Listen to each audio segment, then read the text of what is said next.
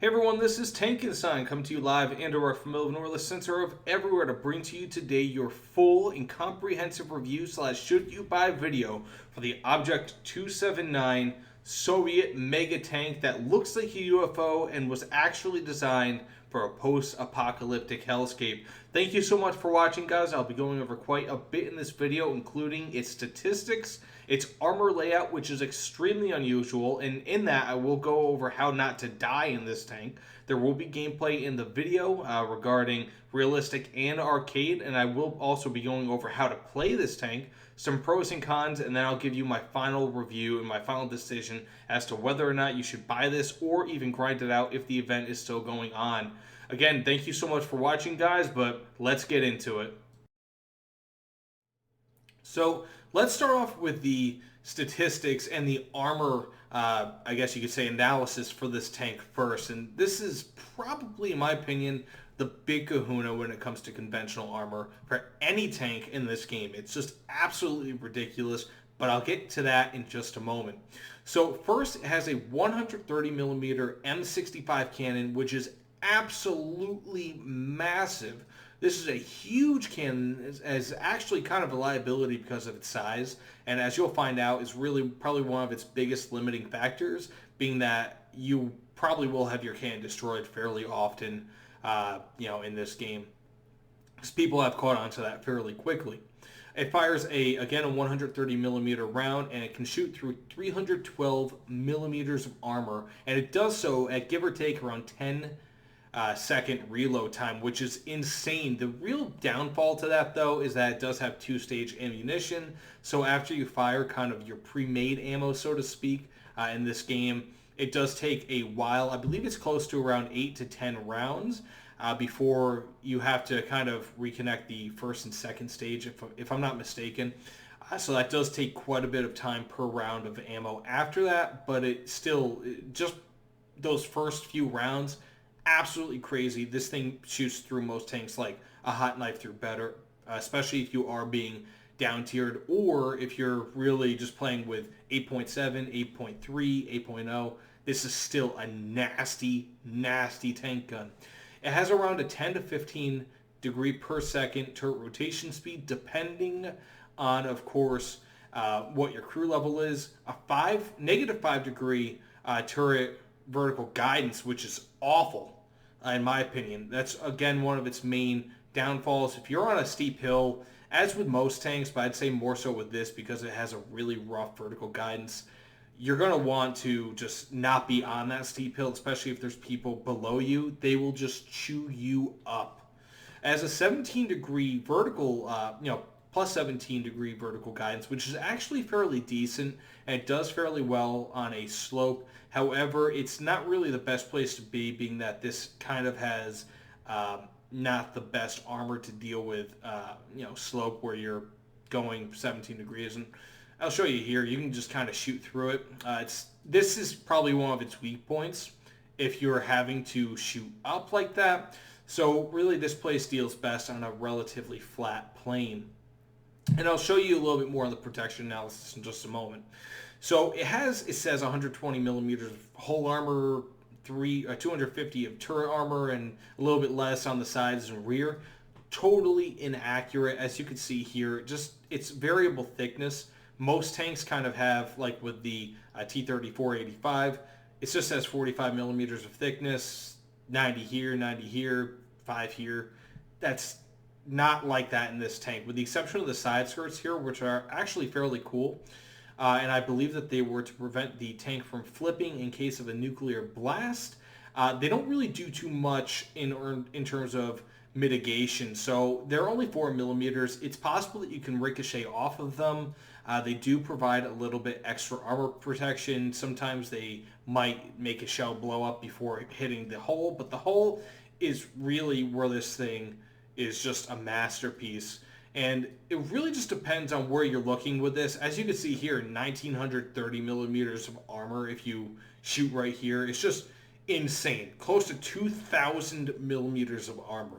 Hardly anything, if anything at all, will get you through that. That's 2 meters of armor, which is just insane to me. I mean, even in the front of this tank, you're looking at close to 300 millimeters at any given point. Few places are anywhere below 200. There's even fewer less than 100. It does happen, but those are the weak points where you do want to hit. And I will show you that in just a moment. But this is a really, really well-protected tank. So unless you're being shot with APF SDS rounds, you will be fairly well protected from almost anything. As you can see here, it says armor penetration is possible, but will not go through that. Rather, it might go up from a ricochet and then get into your tank like that. But it's just kind of a rare spot, and it's really almost unlike anything else in this game, because there's not like a gun port where it's like, okay, this is the weak spot. I mean, of course, this is a weak spot, but I'm saying like most tanks have a gun port here or whatever the case may be, and that's where you want to shoot, or maybe it has like a hatch. I mean, there is a hatch right here, but it's just, really, there's almost no place where you're going to shoot at accurately from the front all the time where it's a go-to spot for you to take this tank out. So that's one of its biggest strengths.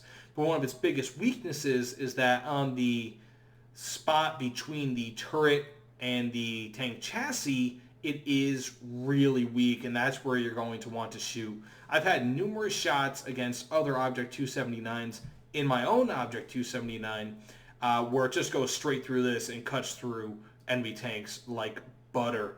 The Object 279 has a real weakness there, and additionally, if you do manage to shoot through what I'm assuming is an escape hatch, you can do fairly decent damage destroying or at least disabling this tank. More likely than not, you will kill the driver, and you might injure or kill other crew. The only real main downfall to this sort of shot is that the tank gun does block most of it. Now, when it comes to the side skirts here, it's not the side skirt that's really protecting from the impact, but rather it's the hull itself. So anywhere where the side skirts protect, you may as well just not shoot there. You think that this might be part of the tank. It's deceiving. Rather, that's just part of the chassis. It's part of the the tank treads themselves, and also fuel tanks. So you may be able to get some decent shots here, maybe set the fuel tanks on fire or something. But you're not going to do really much, if any, damage at all by shooting through these parts of the tank. So where does that leave you? That means that basically you're going to have to shoot on the sides above where the side skirts are. From there, as you can see, you can do a ton of damage. If you can get behind the tank, it's a ton of damage. Like even with this, it'll just ricochet right off. I wouldn't even count on shooting anything where the side skirts are. It's just not going to work unless you have advanced ammunition. You could shoot above where the turret is. There are some penetration spots that are possible, and they will damage the crew members, or occasionally you will be able to shoot here, and it'll kind of guide the round into the engine and just disable the tank like that. But there's not really a ton of weak points that this tank has from the front. Again, there are some, I would say mainly when it comes to the escape hatch is what I'm assuming this is right here. Kind of where the guidance is right here. You can just shoot on either side of the tank and just destroy crew members, but more likely than not, you're going to want to shoot from the sides or the rear, because this tank, again, is kind of like the king of conventional armor. It's just absolutely insane how good this thing is when it comes to armor. It's fairly mobile as well, so definitely pick your spots. There's not really many because of the variable thickness of this armor. It makes it really tough to get a consistently good shot on it. But if you do shoot between the turret and the chassis, as well as kind of this escape hatch here and above the side skirts, those will probably be your kill shots. And if you own this tank, those are the spots that you have to protect most. So insofar as gameplay for this tank is concerned, I'd say it's actually fairly true to the original intention of the tank, and they translated it quite well into War Thunder. So this tank was designed to be an all-terrain, as you can see here, vehicle that can just kind of go through anything and not stop, because it was, after all, designed for a post-apocalyptic battlefield, in that they expected, if battles were to happen around that time, that nuclear bombs were to be dropped, and this was the tank that they designed for that type of battlefield, one in which nuclear bombs were dropped. So it's quite amazing how this piece of technology works. And really, I'd say overall it's a great breakthrough tank. You're going to want to like spearhead charges with this. Try to keep your sides protected, but really, I mean, side shots are tough to make on this thing, unless of course they do have advanced ammunition. But if you are being under tiered, so let's say if you're an 8.3 and no one else can even come close to that, let's say if you are the top tank in your match, then you know what? You can be a breakthrough tank all you want, and so long as they do not have APF SDS rounds, as you should be able to see right here, you should be fairly well protected. So, I mean, overall, just use this as a breakthrough tank, and if you are facing tanks with APF SDS rounds or similar ammunition, maybe take more of a flanking role, because it is still a very movable tank. It's just not really all too agile from a sitting position. So again, breakthrough tank first, flanking tank second, but this should be able to destroy almost any tank on the battlefield with its massive gun, and also take almost any hit from any tank on the battlefield with its ridiculous armor. So for the pros and cons, I'll start off with the pros. And I think that there are bigger pros than there are negative cons, if that makes any sense. And for the first pro, I'd say its most obvious one is its ridiculous armor. So it's got conventional armor insofar as it's probably about the most conventional armor that you're going to get. And it's so high that it can just take most shots with ease. Add into this the fact that it is variable armor and highly sloped, and it becomes an absolute terror. Additionally, something most people don't even recognize is that this is a single cast hull, and it's basically in the shape of an egg or some sort of a weird UFO egg, which makes it even more dangerous because it doesn't have sharp angles for you just to be able to penetrate through. It does, however, have a few consistent weak points, such as between the hull and the turret, as well as an escape hatch just below the gun mantlet. But you will have a difficult time finding any of these shots twice, and it's just, again, a real difficult tank to deal with in that capacity. Your only real hope is to shoot it above the side skirts on the flanks of the tank, or if you manage it, shoot the rear of the turret. The only ammo that works on this is high-powered APF SDS ammo, consistently at least. There is one other weak point, and it is in the turret, just to the right of the gun. It is of course, it is their machine gun mounting, so it is a bit of a weak point. But if you do not manage to hit those, good luck trying to destroy this thing with old school ammunition. Now, for its second pro, I'd say it's probably its gun. Now, this gun is about as good as you're going to get when it comes to a conventional cannon. At a BR where most tanks are switching to more modern ammo, this tank still uses APC BC ammo, which I think is remarkable for this BR. Nonetheless, it can still shoot through over 300 millimeters of armor with ease, depending, of course, on the angle and the distance of the shot, and will obliterate anything inside of the tank if it manages to punch through. The reload time is also amazing, especially considering that the IS-6, with a smaller cannon and is just one BR below this tank, has 2 times the reload speed for a much less effective cannon. Just watch out though, because when you use up all of your combined ammo, it will take quite a while to combine more of the 2-stage ammunition. Now, for its third pro, I would consider its speed to really be a strength. So it's actually quite decent when it comes to forward speed, considering the size and the layout of this tank. It should be able to hit around 40 kilometers per hour off-road with relative consistency, and it does have, supposedly, a 55 kilometer per hour top speed in realistic and 59 kilometer per hour top speed in arcade. I'd say this is pretty decent, all things considered, and largely is a match compared to most other tanks of this BR.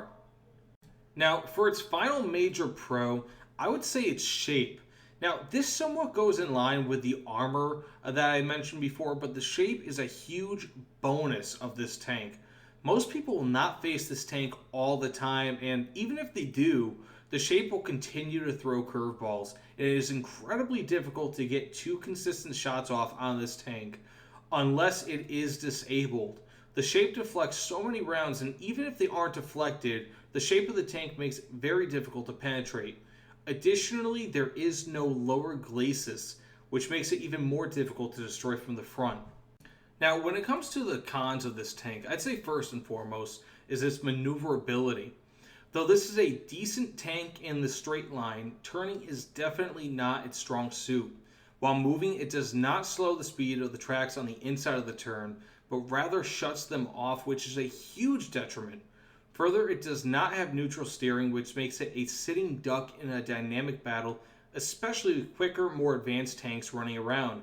The turret rotation speed is not enough to compensate either, and makes it difficult to use in close quarters, unless, of course, you are facing a similarly cumbersome tank. In addition to this, once any one of the 4 tank treads is destroyed, this tank is unmovable and must be fixed. Many probably think that this tank is capable of moving on 3 or even 2 treads, but instead, its treads are one of its biggest liabilities. Upgrade the treads as soon as you get the chance. Some might even place it at number 1 in terms of importance, but I'd say upgrade the parts and the fire extinguisher first, if nothing else. And definitely protect those treads. Now, for the second con on this tank, I would say it's its gun accuracy. While not too much of a con, I would say that this gun is of average or so accuracy. It does not have the laser-like precision of modern tanks with modern ammo, nor the accuracy of even a King Tiger, but it is sufficient for what it does. So long as you aim properly where the weak spots are on any given tank, you should be fine. Just don't expect to swat flies with this thing. It's more of a sledgehammer than kind of a surgical knife. For the third con, it doesn't really relate to its battle performance, but rather into what you might want to consider when purchasing this. So it's its cost. Now, if you're looking to buy this tank, it probably won't cost an arm and a leg like the IS-7, but it will not be cheap, especially when you can buy vehicle packs of comparable BR from Gaijin for about the same or less, depending on market price for the Object 279. The only benefit to this compared to the IS-7, for example, is that many people will see this as being a better tank due to its armor layout and for less money. Far more people are going to have the Object 279 than the IS-7, and thus the prices should remain lower until we get a sufficient amount of time away from the event, at which time prices will likely keep getting higher and higher, but again, likely not to the level of the IS-7. So for the final con on this tank, I would say is its crew size. So ultimately, while a crew of 4 is not a death knell and is pretty standard in a lot of Soviet tanks, it is still a negative. If a single crew member dies, it is incredibly likely that this tank will become combat ineffective. Once it stops being able to move or shoot, it is largely a sitting duck, more so than most other tanks. And I would say the fact that this is an Object 279 puts a big target on its head and makes you even more of a sitting duck just because of the type of tank that this is.